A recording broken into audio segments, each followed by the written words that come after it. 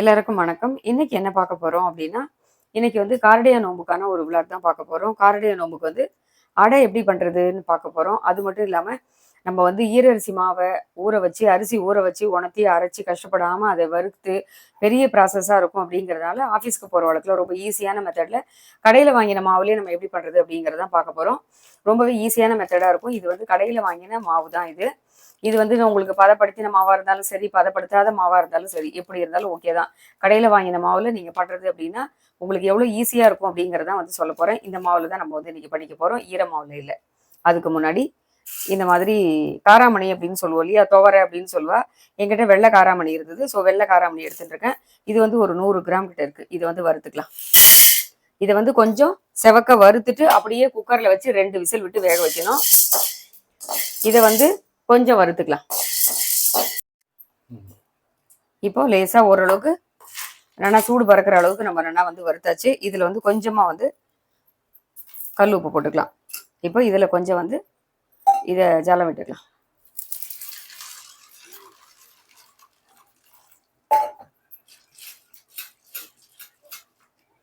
இதை வந்து 2 விசில் விட்டு குக்கரில் வச்சு வேக வச்சு எடுத்துட்டு பார்ப்போம். அடுத்தது வந்து மாவு வறுத்துக்கலாம். இப்போ கடையில் வாங்கின அரிசி மாவில் தான் நம்ம வந்து பண்ணிக்க போகிறோம். நம்ம இப்போ இதை வறுத்துக்கலாம். மாவை வந்து நல்லா செவக்க வறுத்துக்கணும். நம்ம ஈர மாவை எந்த அளவுக்கு செவக்க வறுப்போமோ அதே மாதிரி இந்த கடையில் வாங்கின காஞ்ச மாவாக இருந்தாலும் படுமாவு அப்படின்னு சொல்லுவா, இந்த காஞ்ச மாவையும் வந்து நம்ம நல்லா வறுத்துக்கணும். இதில் 1 டம்ளர் போட்டிருக்கேன், இன்னொரு டம்ளர் போட்டுக்கிறேன்.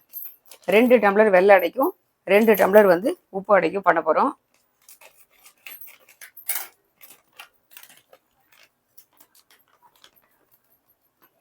என்ன பிராண்ட் மாவு அப்படின்னு கேட்டிங்கன்னா, இந்த மாதிரி பத்ரி நாராயணன் அப்படின்னு சொல்லக்கூடிய மாவு. இது வந்து சேலத்துலேருந்து வருது.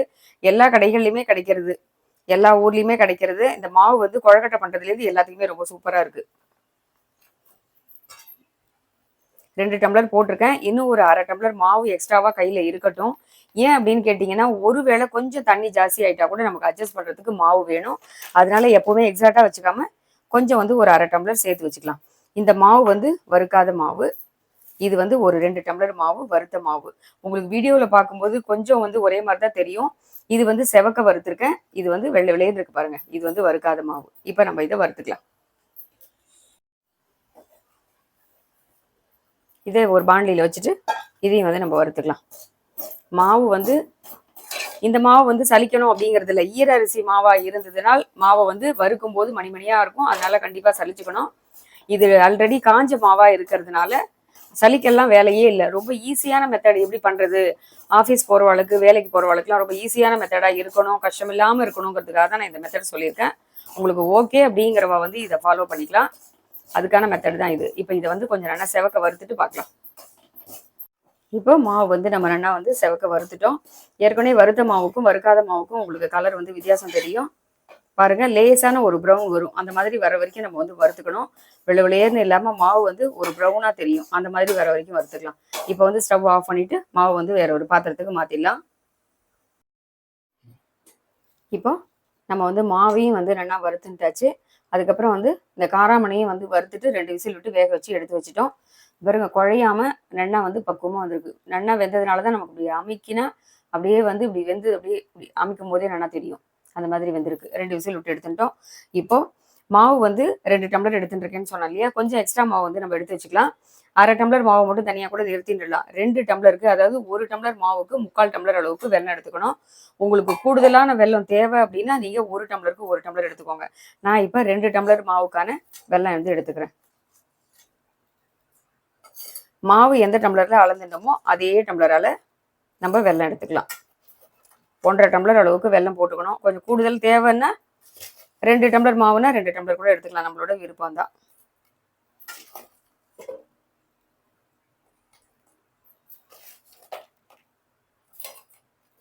இப்போ 1 டம்ளர் போட்டுருக்கேன். இன்னும் கொஞ்சம் போட்டுக்கலாம். இன்னும் ஒரு அரை டம்ளர் போட்டுக்கலாம். ஸ்வீட்டெல்லாம் அவளோட தேவைக்கு ஏற்ப தான் நம்ம வந்து போட்டுக்க போகிறோம். இப்போ இன்னும் ஒரு அரை டம்ளர் கிட்ட போட்டுருக்கேன். இப்போ இதை ஃபஸ்ட்டு வந்து கொஞ்சமாக வந்து நம்ம தண்ணி விட்டு கரைச்சிக்கலாம். ஒரு 1/4 டம்ளர் அளவுக்கு தண்ணி வச்சா போதும். ஏன்னா திருப்பி மாவு கலரும் போது நம்ம ஜலம் வச்சு கலரணும்.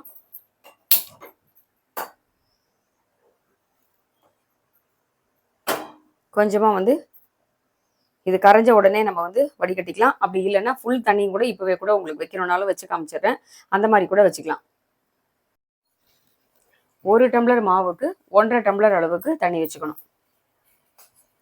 இப்போ அதில் வந்து ஒரு 1/2 டம்ளர் கிட்ட ஜலம் விட்டுருக்கேன். இப்போ 1 டம்ளர் விடுறேன். 1 டம்ளர் மாவுக்கு 1/2 டம்ளர் தண்ணி சொன்னேன் இல்லையா? இப்போ ஆல்ரெடி 1/2 டம்ளர் இதில் இருக்கு.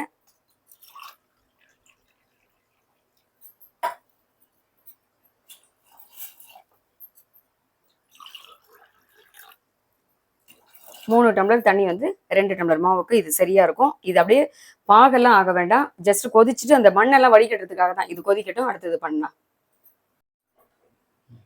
இப்போ மாவு கலரத்துக்கு வந்து ஒரு பேன் எடுத்துக்கலாம். ஒரு கடாய் வந்து எடுத்துட்டு இருக்கேன். இந்த வெல்லம் வந்து நல்லா கரைஞ்சிடுத்து. இதை வந்து வடிகட்டிக்கலாம்.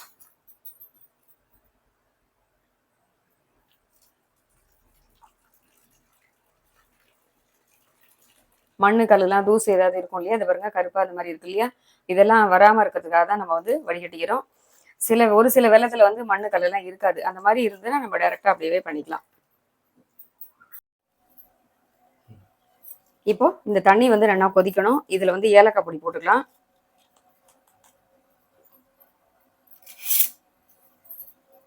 ஒரு ஸ்பூன் வந்து ஏலக்காய் பொடி போட்டுக்கலாம்.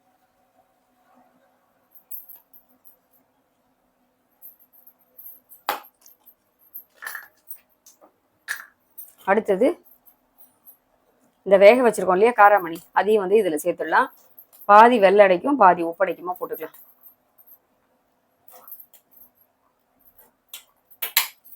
அடுத்தது 2 மூடி தேங்காய் திருகி இருக்கு. அதாவது ஒரு தேங்காய் எடுத்திருக்கேன். அதில் பாதி வந்து வெள்ளடைக்கு எடுத்துக்கணும், பாதி உப்படைக்கு எடுத்துக்கணும். இந்த கொதிக்கிற ஜலத்திலே இதில் போட்டுடலாம். ஒரு சில பேர் வந்து பல்லா நறுக்கி போடுவா. உங்களுக்கு அந்த மாதிரி பிடிக்கும் அப்படின்னா நீங்கள் நறுக்கி போடுங்க. நான் வந்து இந்த மாதிரி பூவாக இருந்துருதுன்னா சாப்பிட்றதுக்குமே ரொம்ப சாஃப்டாக இருக்கும் அப்படிங்கிறதுனால இந்த மாதிரி போட்டுருக்கேன். இப்போ இது வந்து நல்லா கொதிக்கட்டும். மாவு கொட்டி கலரலாம். இப்போ தண்ணி நல்லா கொதிக்கிற ஆரம்பிச்சுடுத்து. அடுப்பை வந்து சிம் பண்ணிடலாம். நீங்கள் அடுப்பை ஆஃப் பண்ணிட்டு கூட நம்ம போட்டு கலந்துக்கலாம். இப்போ கொஞ்சம் கொஞ்சமாக அப்படியே போட்டுட்டே கலந்துக்கலாம். ரொம்ப ஈஸியாக இருக்கும். நம்ம கடையில் வாங்கின மாவில் பண்ணும்போது ரொம்ப ஈஸியான மெத்தடாக இருக்கும்.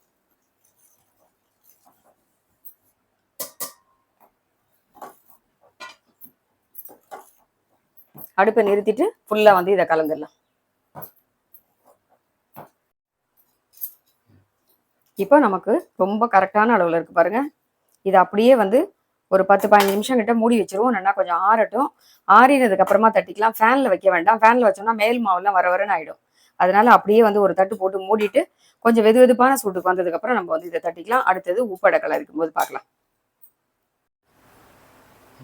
அடுத்தது உப்படைக்கு மாவு கலரிக்க போகிறோம். அடுப்பில் வந்து ஒரு கனமான பாண்ட்லி வச்சுக்கலாம். எந்த பாத்திரம் நீங்கள் குக்கரில் கலரினாலும் சரி, இல்லை கடாய் பாண்ட்லி எதில் கலரினாலும் கொஞ்சம் அடி கனமானதாக எடுத்துக்கோங்க. ஏன்னா தாராளமாக ஒரு 4 டேபிள் ஸ்பூன் அளவுக்கு எண்ணெய் விட்டுருக்கேன். இப்போது ஒரு ஸ்பூன் கடுகு போட்டுக்கலாம்.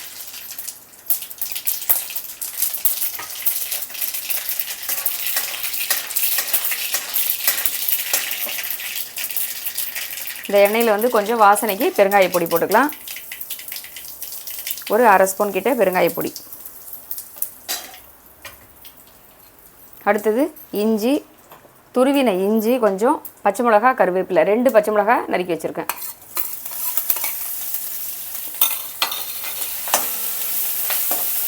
இதெல்லாம் இந்த இஞ்சி பச்சை மிளகா ஃப்ளேவர் இருந்தால் தான் நல்லாயிருக்கும். ஒரு சில பேர் காஞ்ச மிளகா போடுவா. இருந்தாலும் பச்சை மிளகா போட்டோம்னா அந்த மிளகாயோட சாயம் இறங்காமல் க்ரீனாக நல்லாயிருக்கும். அடுத்தது தேங்காய் போட்டுக்கலாம். மீதி உள்ள தேங்காய் வந்து இதுக்கு போட்டுக்கலாம். ஒரு மூடி வெள்ளை அடைக்கும் ஒரு மூடி உப்பு அடைக்கும் போட்டுக்கலாம். இதை வந்து நல்லா வதக்கிப்போம். இப்போ இதுக்கும் அதே அளவுக்கு தண்ணி வச்சுக்கலாம். 1 டம்ளர் மாவுக்கு 1/2 டம்ளர் சொன்னேன் இல்லையா? அந்த மாதிரி 2 டம்ளர் மாவு எடுத்துட்டுருக்கேன். இதுக்கும் வந்து 3 டம்ளர் அளவுக்கு ஜலம் வச்சுக்கலாம்.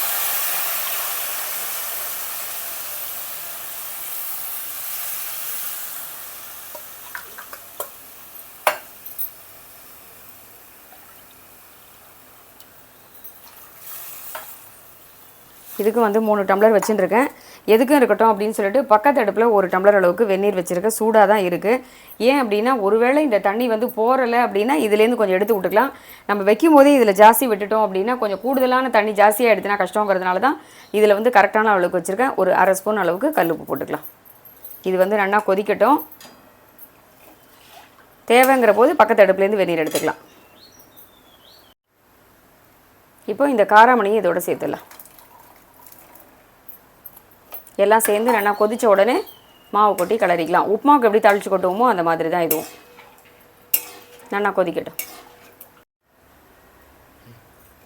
இப்போது தண்ணி வந்து நல்லா கொதிக்கிறது. அடுப்பை வந்து சிம் பண்ணிக்கலாம். இப்போ இதில் வந்து மாவு போட்டுட்டே நம்ம வந்து கிளறிக்கலாம்.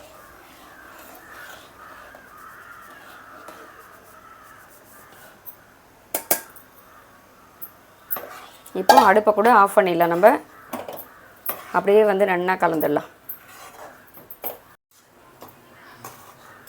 இப்போ மாவு வந்து ஃபுல்லாக நல்லா இழுத்து கிளறிட்டோம்.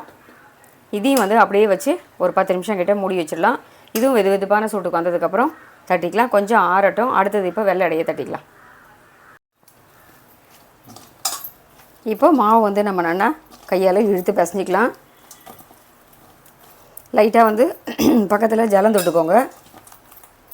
அடுப்பில் வந்து ஒரு பாண்ட்லி வச்சுருக்கேன். நீங்கள் இட்லி குண்டானில் கூட வச்சுக்கலாம், இல்லை இட்லி பிரீத்தில் கூட வச்சுக்கலாம்.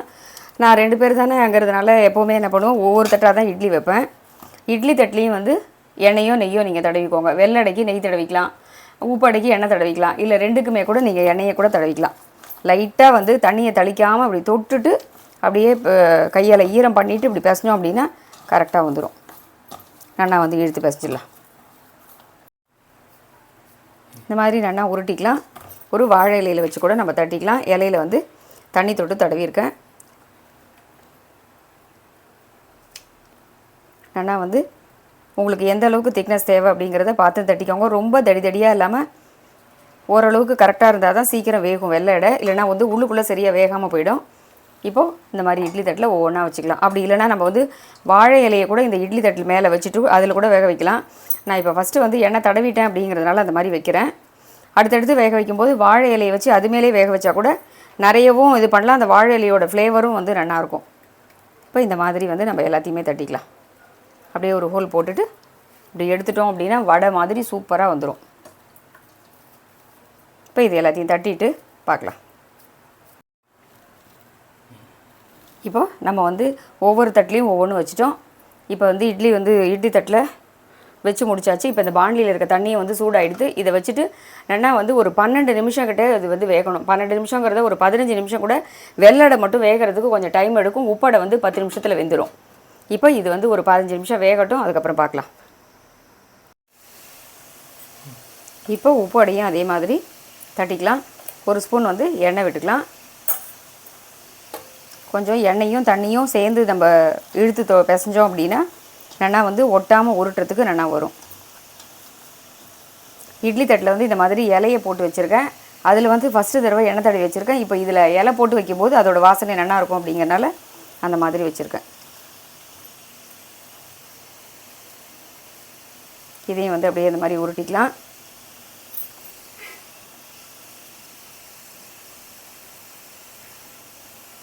கொஞ்சம் எண்ணெயோ தண்ணியோ உங்களுக்கு வந்து விரிசல் விடுற மாதிரி இருந்ததுன்னா கொஞ்சம் ஜலம் தொட்டுட்டீங்க, தண்ணி தொட்டிங்க அப்படின்னா விரிசல் விடாது. இந்த மாதிரி ஒரு ஓட்டை போட்டுட்டு எடுத்துக்கலாம்.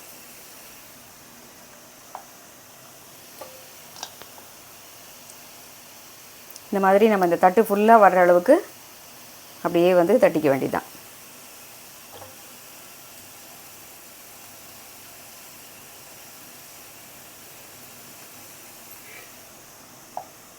இப்போ இந்த மாதிரி இது எல்லாத்தையுமே தட்டிட்டு பார்க்கலாம்.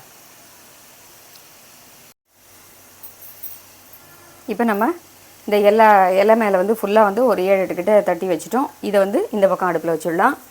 இந்த பக்கமும் அதே மாதிரி ஒரு பாண்டியில் ஜலம் வச்சுருக்கேன். நல்லா தாராளமாக ஒரு சொம்பு ஒரு 4 டம்ளர் அளவுக்கு வைக்கணும். அப்போ தான் வந்து வேகிறதுக்கு டைம் கிடைக்கும். இந்த மாதிரி வச்சுட்டு மேலே வந்து ஒரு தட்டு போட்டு மூடிட்டு இது வந்து ஒரு 10 நிமிஷம் வேகட்டும். வெந்ததுக்கப்புறம் பார்க்கலாம்.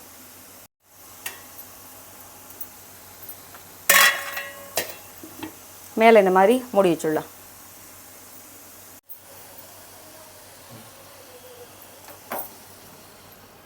இப்போது வெள்ளடை வந்து நல்லா வெந்துடுது. இதை எடுத்து கீழே வச்சிடலாம். சூப்பராக ரொம்ப கலர்ஃபுல்லாகவும் அருமையாக வந்து ரெடியாக இருக்குது பாருங்கள். ரொம்பவே நல்லா வந்திருக்கு. அப்படியே இந்த மாதிரி வாழை இலையில் வச்சுக்கலாம்.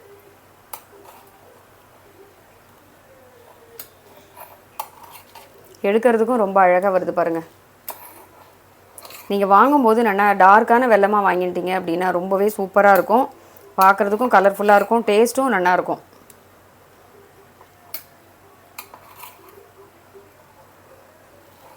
ரொம்பவே அருமையாக வந்து வெள்ளடை வந்து வெந்துடுத்து. ரொம்ப சாஃப்டாக இருக்குது. அப்படியே தொடும்போதே பஞ்சு மாதிரி இருக்குது.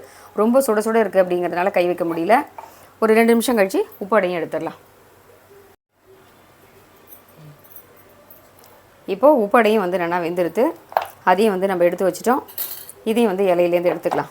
இது வந்து கொஞ்சம் சூடு ஆறுனா தான் நம்மளால் இலையிலேருந்து எடுக்க முடியும். அது வந்து சூடாக இருக்கும்போது எடுத்துட்டோம் இல்லையா, இதில் அந்த மாதிரி எடுக்க முடியாது. கொஞ்சம் சூடு ஆறுனதுக்கப்புறம் தான் இதை வந்து நம்ம ஒவ்வொன்றா பார்த்து பக்குவமாக உடையாமல் எடுத்துக்கணும். 2 அடையுமே வந்து ரொம்பவே அருமையாக ரொம்ப ரொம்ப நல்லா வந்துடுது.